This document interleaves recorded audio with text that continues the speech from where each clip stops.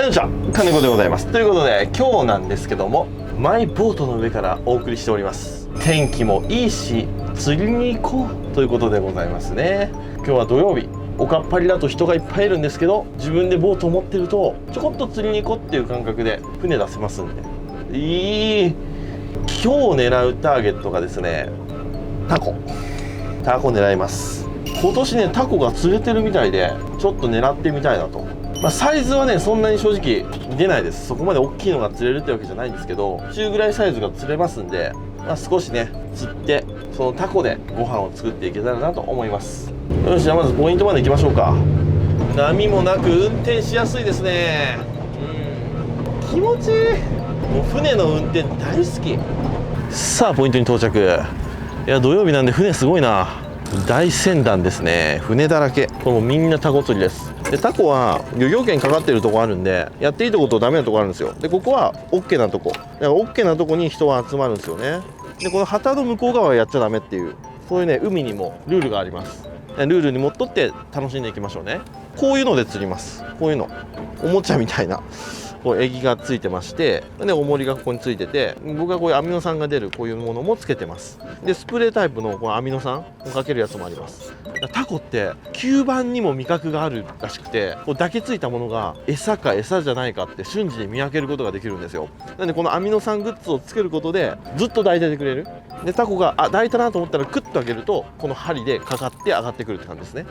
水深が5メーター。釣り方は簡単。こうちょんと落として着底したらちょんちょんと誘っていくだけ。船はゆっくり流れてくれてるんで、もうちょんちょんするだけ。そうするとぐっと重くなります。ぐっと重くなったらタコか海藻か岩、どれかです。もうほんと根がかりみたいな引きです。タコはおこれねグッてくると起きたって思うんでね、これが楽しいですよね。こういう風にやっていきましょうか。違う、こういうのがタコっぽいあたりと間違えます。海面ですね、こういうの。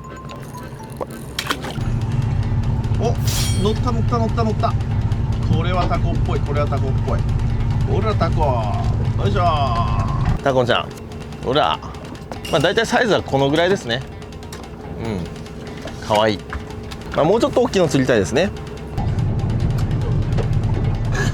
あ、来た。うわ、来た来た来た来た来た。ああ。来た来た来た来た。あ、これタコです。これタコです。はい、2匹目。お、でかい。さっきよりでかい。もうほら。おい、2匹目。さっきよりサイズアップですね。ほら。綺麗なタコですわ。でこれ返しがついてないからこうやってポイッと。僕の友達の下地も釣ってますね。やったね。めちゃくちゃ釣るこの男。何杯目今7杯。ちっちゃいの逃がそうな。あとでだいたい1人3杯ぐらい釣って帰りたいと思います。あと1杯である程度釣って大きいのを持って帰るっていう感じでいきたいと思います。でもねサイズはそこまで出ないですね。あのぐらいがアベレージって感じですね。釣れるからといって釣りすぎない、食べる分だけ釣って持ち帰る、それが僕のマイルール。いやでも1匹ぐらいねでかいの釣りたいね。たまに混じるんですよ。20杯に1杯ぐらい1キロ弱ぐらいが混じるんですけどね。タコは生けすの中で炭吐いちゃうんで、常にこうやって水を循環させておかないとね弱っちゃいますよね。めちゃくちゃ可愛いな。はい、釣れました。ちいちゃい。これはもうさすがにちいちゃいんで、このサイズはもうリリースですね。マダコちゃん生まれたて可愛いですね。こうタコってこう海の方角が分かるんですよ。こうやってこれこっち逃げますよね。堤防とかで釣れて置いといても必ず海の方に逃げるんですよ。それってすごい神秘的だと思いませんか。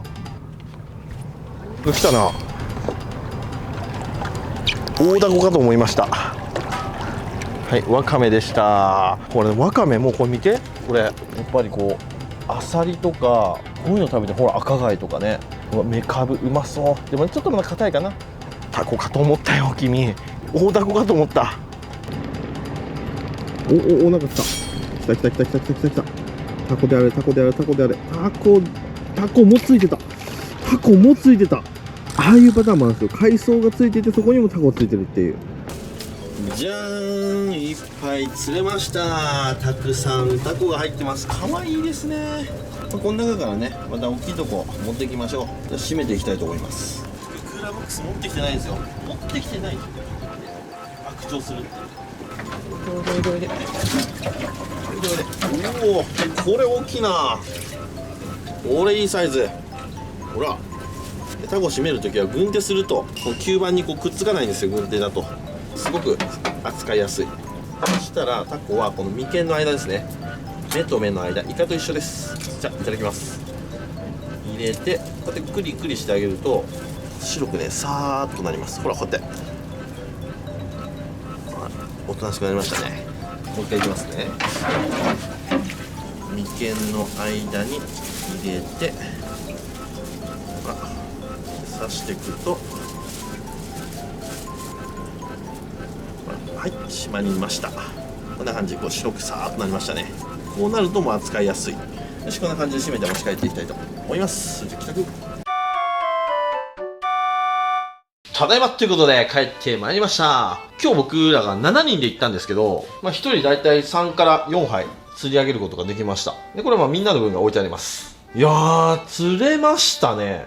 もう大爆笑でした。まだまだやれば釣れたと思うんですけど、これ以上釣ってもその日で食べきれないんでね、帰ってまいりましたよ。また食べたくなったら釣りに行きたいなと思います。船長特権で大きいやつもらっちゃおうっと。これが一番大きかったですね。いいサイズです。1杯2杯3杯4杯、これだけあればもう十分ですよ。よし、あとはみんなで分けたいと思います。いや、このタコはね相当美味しいと思います。いいもの食べてたもん。そしたら、タコはね、一回冷凍してもいいです。正直。味が落ちにくいので。で、冷凍すると繊維が壊れて柔らかくなって、食べやすくなります。なんで今日は一度冷凍したいと思います。で、冷凍する際は、必ず頭、内臓だけは取った方がいいです。ひっくり返して、ここに、肝。これ肝ですね。で、この両サイドのこれがエラですね。このエラと、で、この肝ですね。肝も指で押さえて、チュッとやれば取れますんで。こんな感じですね。肝もね、僕食べたことあるんですけど、あんま美味しくなかったんですよ、タコの肝。ほんで、タコ炭パスタとかあんま効かないじゃないですか。あれってなんでだと思いますか？イカ炭に比べてタコ炭っていうのは旨味成分が少ないんですって。なんでそういう料理には炭は向いてません。頭だけ抜いておきます。ひっくり返して、肝を外して、エラを外す。で、これを戻すと。この状態にしておきます。あとこうやって目玉ですね。目玉も、ちょんと取ります。こんな感じですね。そしたら裏めくって、くちばしも、丁寧な人は取ればいいと思います。キュッと簡単に取れますんで、取らなくても大丈夫ですね。これが綺麗な仕込み。この状態までして、あとは冷凍しておくと解凍した時にすごく使いやすい。ぬめりは解凍した時に取れば OK。なんでボイルしてから冷凍は絶対やめてください。味が悪くなります。美味しくないです。ポッソポソになります。だから冷凍する場合は必ずこの生ダコの状態で冷凍してください。今ね、こう地ダコが全然売ってなくてね、市場行っても売ってないんですよ。この美味しいタコが。タコって本当にこの産地とか取れる場所によって全然味が違うんですよ。で、今日釣りに行った場所は、あそこは毎年このぐらいの時期になると釣りに行くんですけど、あそこのタコはうまい。めちゃくちゃうまい。市場にもあんな美味しいタコは売ってない。本当にいいタコなんです、これ。またプライベートでもね、釣りに行きたいなと思います。それにタコ釣りって簡単なんですよ。初心者の人でも簡単に釣れますんで、トントンやってるだけで。ちょっと釣れない時間は暇かもしれませんけど、釣れた時の感動っていうのはでかいんでね。ゴミかなと思ってあげたら、おお、タコだ、本当に釣れたっていうね、感動がありますんで、初心者の方にもおすすめの釣りですね。よし。で、この状態で袋に入れて、冷凍して1日後に移動。はい、では1日経過しました。カッチカチですね。で、こちら溶かしていきます。流水で解凍していきます。下手に電子レンジの解凍機能とかで解凍しちゃうと、ミスった時に変に火が入っちゃったり温まったりしちゃうんで、あんま好きじゃないんですよね。やっぱり冷凍のタコの解凍方法は流水解凍が一番味が落ちずに綺麗に解凍できるかなと思います。大体これでタコちっちゃいので20分ぐらいで溶けると思います。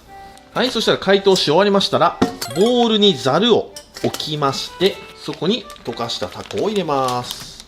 まずは軽く水洗い。冷凍してあるんで、もう水洗いの段階でかなりぬめり落ちると思います。で、僕今までここに塩をガッと入れて、もみもみするとぬめり早く取れるんですけど、ちっちゃいタコは塩をたくさん入れちゃうと、ものすごく身の中に塩分が入っちゃうんですよ。で、茹で上がったものを食べたら、うわ、なんかしょっぱいなってこと結構あるんですよね。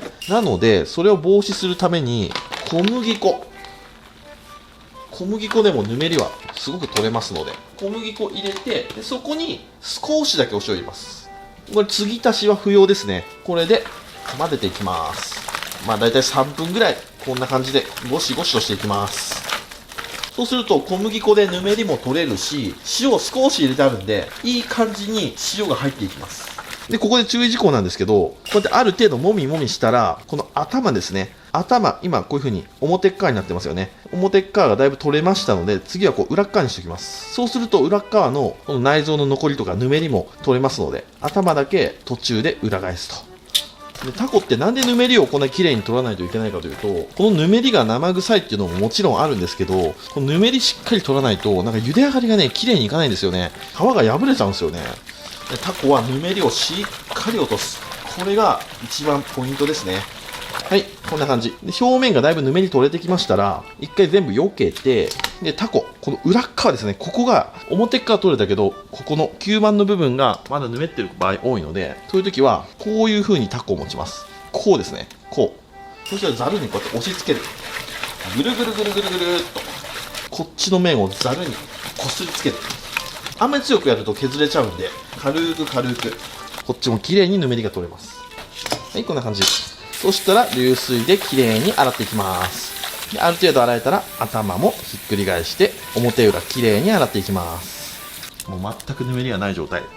これが完璧な状態ですね。そしたら茹でていきます。あんまり沸騰したブクブクのお湯にいきなり入れちゃうと上手に茹で上がらないので、少し沸騰しすぎたら差し水して温度を落ち着かせます。まあ大体70度から80度ぐらいですかね。でタコをちょんちょんちょんと先っちょから入れていきます。そうするとくるくるっと巻いていきます。はい。まあでもこのぐらいの大きさのタコだったら1本丸ごと入れても最終的にくるっとなりますけどね。ちょんちょんちょんと。でタコはたっぷりのお湯で茹でると上手に茹だります。可愛いですね。これ先ちょんちょんちょんとしたやつ。これ先ちょんちょんちょんとせずバチョーンと入れたやつ。そんなに大差ないですよね。なのでちっちゃいタコは別にちょんちょんしなくてもいいと思います。気をつけるのは一気に入れすぎてお湯の温度がいきなり下がりすぎないことですね。こうやってブクブク再沸騰しないこのぐらいの温度でゆっくり茹でていくと、この皮も破れず綺麗に茹で上がります。大体この大きさだったらもう本当に3分から5分ぐらいで茹だると思います。持ってみて根元触って硬かったら OK。あ、ほんで忘れてましたけど、お塩はちゃんと入ってます。小麦粉と少しのお塩で塩もみしただけなので、タコ自体に塩はほんの少ししか入ってません。お好みでお塩入れてください。で、もうちょっと色をしっかり出したいなと思ったら、ここにこれお酢とかちょこっとお醤油を入れたりしても色止めで綺麗に色が出ると思います。でも僕ね、このちっちゃいタコはそんなに塩をたくさん使わないで茹でた方がいいですね。なんでかというと、塩が入りすぎちゃうともうどうしようもないんですよ。塩抜くのすっげえ大変なんで、塩を後から足すことっていうのはいくらでもできますんでね。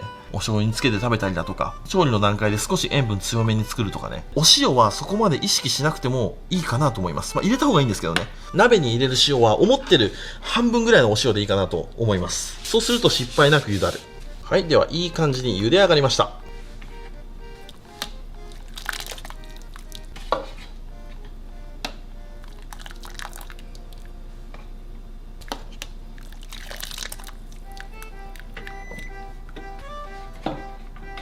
はい、タコが茹で上がりましたと。これ冷水にボチョンとつけて粗熱を取ってもいいかもしれませんけど、僕はこの熱々を食べるのが好き。冷水に落とすとね、ちょっと旨味が抜けちゃう気がするんですよね。こうやってちょきちょき切って食べるのが好き。料理っていうのは正解はありませんのでね、僕はこの食べ方が大好き。いただきます。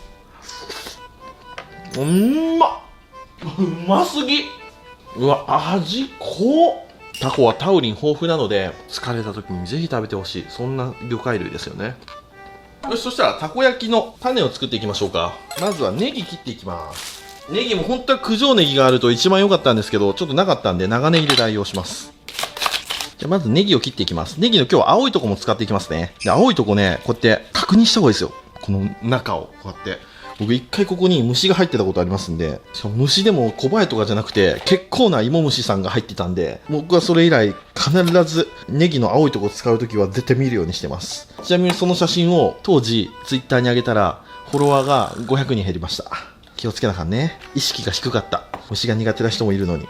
でもね、本当に入ってますんでね、気をつけてください。ネギを刻んでいきます。少しだけみじん切りにします。九条ネギだったら普通に切るだけでもいいんですけどね、ちょっと長ネギでサイズが大きいので少し切ります。でもたこ焼きはやっぱこのネギの青いとこがうまいですよね。粘りが出ない程度に切ったら OK。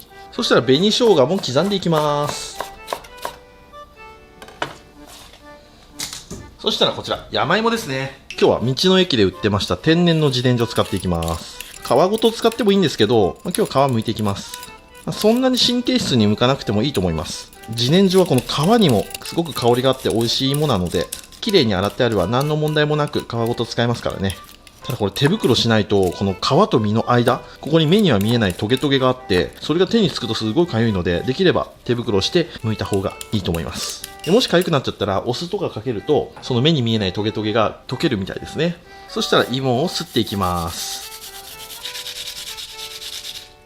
はい、じゃあこれで材料は揃いましたので、お出汁を取っていきます。まずは水1リットルに対して、たこ焼きにもやっぱりこちら、だしの地図。市販の粉末のだしとかでもいいと思うんですけど、やっぱり僕はこのだしが好きですね。だしの地図、もう大好評いただきありがとうございます。500リットルに対して1袋入れるだけ。今日は1リットルなので2袋。こちらに描かれている7種類のだしが入っております。そしてお醤油の粉末も少し入ってますので、これ1袋で味が決まりやすい。はい、じゃあこちら煮出していきます。一瞬で濃いいい出汁が引けました。出汁はやっぱり出汁の地図だね。そしたらこちらに小麦粉 200g、 そしてお出汁1リットルで、卵を1個2個で、僕はそこにさらに味を良くしたいので、出汁の地図の粉末を1袋お湯で入れちゃいます。で、しっかり混ぜていきます。はい、これで山芋がある程度液に馴染んだら OK ですね。これで生地の完成。そしたらタコをたこ焼き用に切っていきます。タコはね、大ぶりでいきましょう。お店ではなかなか食べられないサイズです。ゴロゴロの地だこが入ってるたこ焼きなんか売ってないですからね。頭は僕はね、こうやって細かく切って、このぐらいに細く切って、きゅうりとわかめで酢の物にするのがすごく好きです。たこ焼きにタコの頭が入ってるのをちょっと許せないですよね。さあ、では焼いていきます。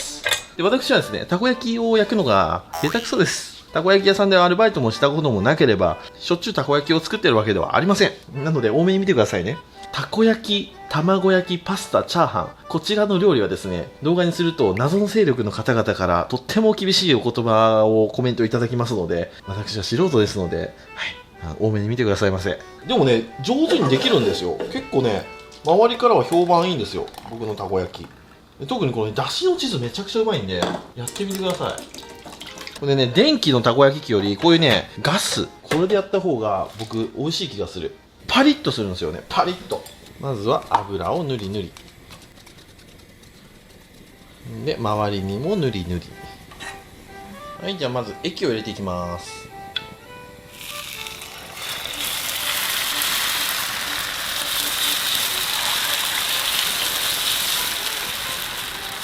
こうちょっと溢れるぐらいまで入れます。はい、そしたらそこにまずネギを散らす。全体的に。たこ焼きはね、こうスピード勝負なんですよね。卵焼きとかでもそうなんですけど、このスピード勝負の料理はね、苦手なんですよ。次、紅生姜ですね。刻み紅生姜。そしたら次、天かす。天かすは入れるとね、すごく美味しいです。次、網エビ。僕らの地元の網エビです。これが入ると香ばしさが出て、とってもうまいです。はい、そこに今日の主役、釣ってきた地だこ。これをポチョーン、ポチョンと入れていきます。やばい、火が入る前に入れなきゃ。やばい。今のところいいよ。やばい、でもちょっと遅い。タコ入れるスピードが。やばい、遅い。ちょっと固まってきた。どうしよう。もうあと4つ手が欲しい。あとここと、ここ。よし、OK。よし、入れた。よし、具材が入ったから、とりあえず一安心。問題こっからなんだよな。そしたらこのたこ焼きのくるくるくるのやつを使って、うまいこと返していきます。もうちょっとですね、まだですね。で、この仕切りがありますんで、この仕切りでこう切ります。一回こうやって。ずーっとこうやって。で縦も仕切りがありますんで、仕切りでこうやって切っていくと。このたこ焼き器ね、いいですよ。すごい素人の僕でも簡単に焼ける。これで仕切れたら、この外にはみ出てるところも丸の中に埋め込んでいく感じですよね。それが難しいんだな。あ、ちょっとまだ焼きが甘いな。まあいいか。くるっと返して中も入れつつ。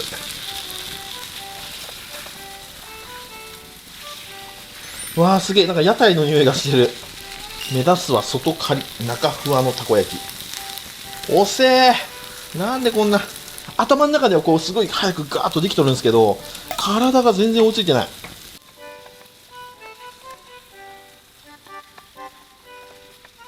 僕昔海の家でバイトしとったけど、たこ焼きはやらしてもらえんかったでな。あ、なるほど。この状態になったら刺してこういった方が早いわ。で、このぐちゅぐちゅっとしてるところを丸に押し込む。たこ焼きはこのぐちゅぐちゅを丸の中にいかに押し込むか芸ですからね。ああ、いいじゃん、いいじゃん。ここめっちゃうまい。でもっとパリッとさせたい場合は、ここに油をシュワーっと引いて、なんか揚げ焼きみたいにするんですよね。でも僕はまあ油は使いません。はい、いい感じに焼けてきましたと。頻繁にコロコロコロってやると意外とまとまっていくもんですね。こことか超上手にできてる。ほら。すごいいいたこ焼き。はい、こんな感じで OK ですね。焼けました。そしてあえて今日はこういう入れ物で。これはどうだろう、6個ぐらい入るかな。いや、8個入るな。いや、6個だな。4、5、6と。はい。いい匂いするでしょう。もうちょっとでできますので、もうしばらくお待ちください。今日はスタッフ用のやつも作りますんでね。たこ焼きがまかないです。釣ってきたたこよ、これ。あれ。ね。あれでやっちゃいましたから。器がいいですね。器がいいの。ね。あえてこういう器で食べるっていうのが素敵じゃない。そしたら、ソース。さーっとソースをかけて、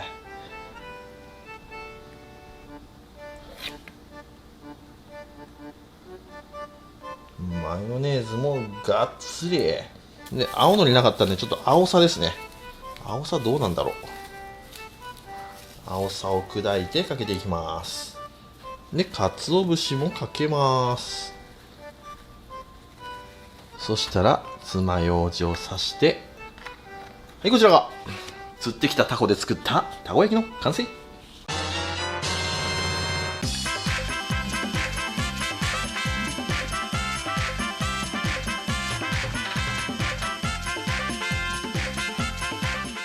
はい、じゃあ完成。いただきます。よっしゃ、食べていこう。こちらは従業員用なんで、配ってきますと。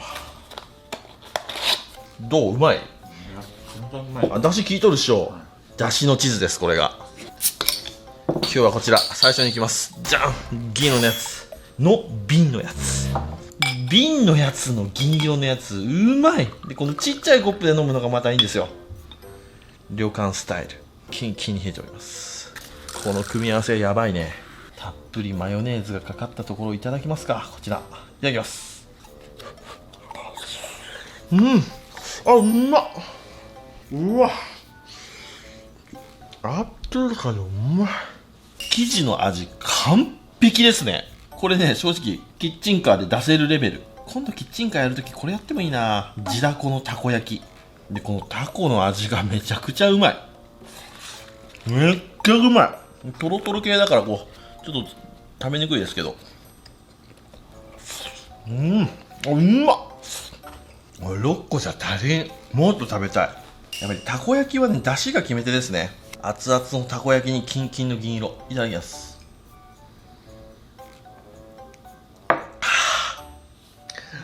幸せすぎる。うんまっ。